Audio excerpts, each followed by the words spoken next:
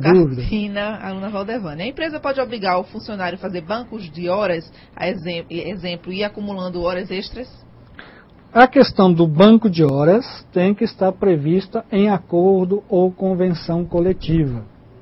Então, cada caso é um caso, dentro da área trabalhista. Mas, em princípio, o banco de horas tem que estar registrado. Assim como a jornada, a famosa jornada 12 por 36, 12 por 48, que seja. Tudo que seja para benefício do trabalhador, pelo princípio da proteção, vai ser levado em conta. Agora, banco de horas e estabelecimento de jornada de turnos tem que estar ou prevista na convenção ou acordo coletivo. Dentro da convenção ou acordo coletivo, vai se estabelecer como vai se funcionar esse banco de horas.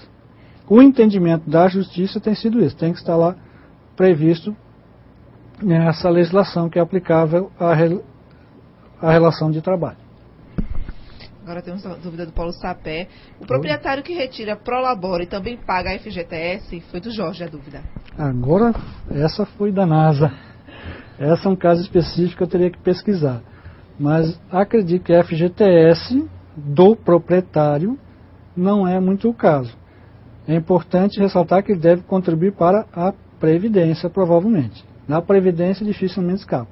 A FGTS, às vezes, tem situações muito particulares. Isso a gente vai encontrar dentro das instruções normativas lá do Ministério do Trabalho e Emprego e dentro lá da Caixa Federal. Mais alguém? Não temos mais dúvidas. Bom, seguindo, dentro dos documentos da relação de emprego, temos recibos, certo? Recibo de férias. Isso aí, de repente, cada empresa tem o seu modelo. Mas, lembrando que tem que ter todos os dados e nunca alguma coisa desabonadora ao trabalhador. Recibos de férias, recibo que o trabalhador entregou a carteira e que a empresa devolveu. Por quê? Porque o trabalhador pode reclamar no futuro que a empresa pegou a carteira dele, não fez anotação nenhuma, sumiu com a carteira, temos aí um problema. Então, tudo isso tem que estar documentado dentro da empresa. Temos também o TRCT, que é o Termo de Rescisão do Contrato de Trabalho, que atualmente já tem lá dentro do Ministério do Trabalho e Emprego, um sistema de homologação. Todo contrato de trabalho superior a 1 ano, o trabalhador tem que ter assistência da Justiça do Trabalho, ou da Delegacia Regional do Trabalho, ou do sindicato.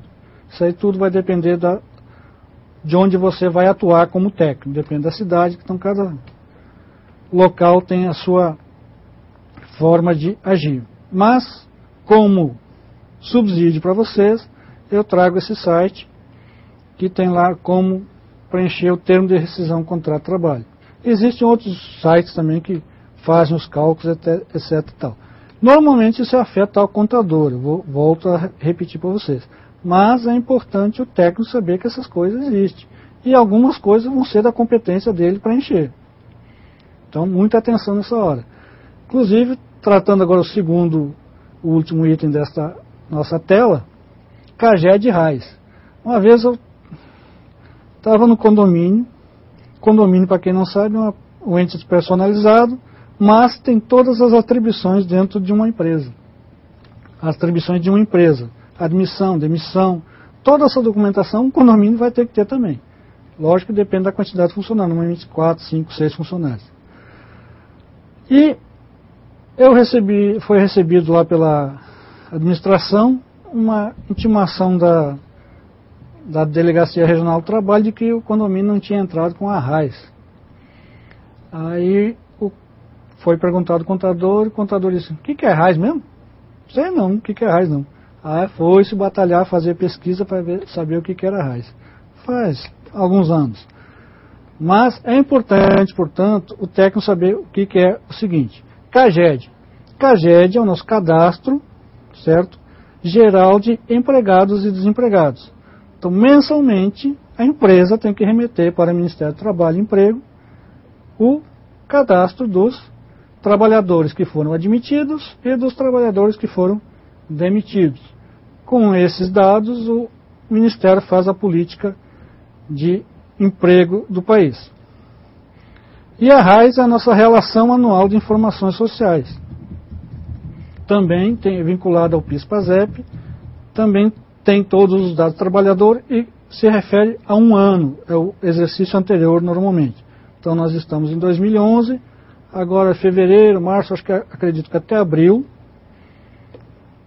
as empresas têm que mandar a RAIS com as informações de remuneração do ano anterior dos seus empregados, ou que trabalharam na empresa mais de 15 dias, para definir quem vai receber o famoso abono do PIS, e também ter o controle dos quem foi admitido, quem foi demitido, etc.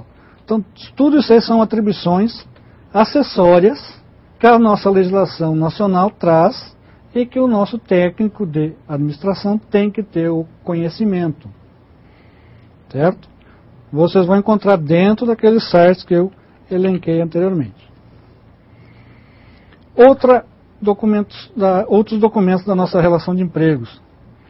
Temos a nossa CAT, Comunicação de Acidente de Trabalho. Então, nosso técnico tem que saber que existe esse documento. Tem uma previsão lá dentro do site da Previdência Social. Em caso de acidente de trabalho, a empresa tem que preencher esse documento e encaminhar para a Previdência, para amparar o trabalhador e também proteger a empresa no caso de eventual ação trabalhista no futuro. Outro documento tem a requisição de vale-transporte, que é previsto na nossa legislação nacional. Deixa eu pesquisar só para vocês rapidinho qual é a nossa lei de cabeça aqui. É a nossa lei 7.418/85, onde o funcionário faz uma requisição dizendo que necessita de vale-transporte para se deslocar para a empresa. Com a documentação, a empresa vai comprar os vale-transporte, hoje em dia cartão eletrônico, certo? Mas tem que ter dentro dos arquivos, dentro da pasta lá do funcionário, essa requisição. Por quê? Porque no futuro, caso o funcionário seja demitido, certo? Numa eventual ação trabalhista, não requeira que a empresa pague todos os vale-transporte do período do contrato. Dentro dessa requisição de vale-transporte, está estabelecido lá o itinerário que o trabalhador vai utilizar, os meios de transporte, etc. e tal. E também que ele vai sofrer um desconto dentro desse, baseado na remuneração básica, de 6% da sua remuneração para o benefício do vale-transporte.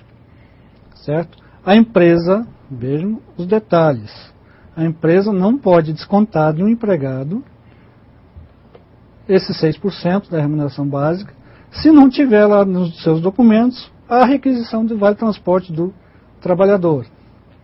E muito menos fornecer esse vale-transporte de forma aleatória. Simplesmente toma aí e leva. Se não tiver recibo que recebeu o vale-transporte, é certo um conflito trabalhista no futuro. Então, muita atenção nesses documentos que vocês podem encontrar dentro de uma empresa. Documentos de beneficiários. O que tem a ver, professor? Documentos dos familiares do trabalhador. Basicamente por questões de amparo futuro em caso de acidente, invalidez, morte, ou mesmo outros benefícios, como salário-família. O salário-família só vai poder ser pago ao trabalhador se ele apresentar a documentação relativa aos dependentes que fazem jus. Então, filhos menores de 14 anos, certo? Ou inválidos, que estejam sob a dependência econômica do trabalhador. Então, a empresa tem que realmente montar uma pastinha com todos os documentos do nosso trabalhador. E cabe, normalmente, ao nosso técnico fazer esta coleção de documentos.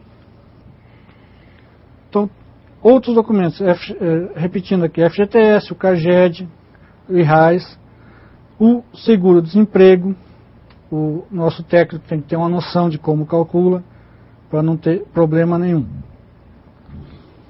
Em relação ao salário família, eu quero só me redimir aqui de uma pergunta feita, se não me engano, foi Jorge. Se pai e mãe podem receber o salário família.